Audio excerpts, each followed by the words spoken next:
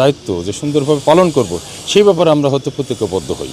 দেশের প্রতি আমাদের যে একটা দায়বদ্ধতা রয়েছে।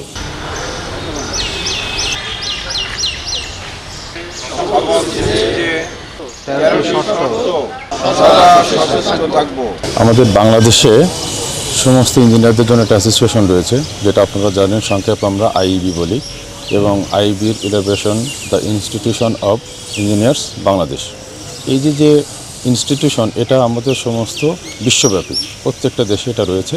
বাংলাদেশের এর ব্রাঞ্চ হিসেবে আমরা আইইবি বলি। আচ্ছা, এটা আমাদের 1948 সালে আমাদের প্রথম এটা শুরু হয়, এবং বলা যায় যে ব্রিটিশ মুক্ত হওয়ার পর আমাদের অত্র অঞ্চলের একটা স্বাধীন অ্যাসোসিয়েশন হিসেবে কিন্তু এটার যাত্রা শুরু হয়। তো 7 তারিখে আমাদের কার্যত এর দিন মানে যেহেতু শুরু হয়েছিল, যে কারণে এই দিনটাকে আমরা ইঞ্জিনিয়ার্স ডে হিসেবে পালন করে থাকি।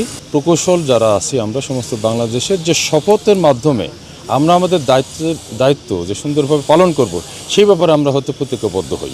দেশের প্রতি আমাদের যে একটা দায়বদ্ধতা রয়েছে, তো সেটা আগে আমরা পালন করি। সেটার জন্য নিজেদের ভিতরের প্রতিজ্ঞাই হচ্ছে আমাদের আসলে ইঞ্জিনিয়ার্স ডেটা। 7ই মে ইঞ্জিনিয়ার্স ডে আমাদের সকল ইঞ্জিনিয়ারদের পক্ষ থেকে বাংলাদেশ ইঞ্জিনিয়ার্স ইনস্টিটিউশন বাংলাদেশ যে প্রতিষ্ঠান, তার মাধ্যমে আমরা এটা উদযাপন করি।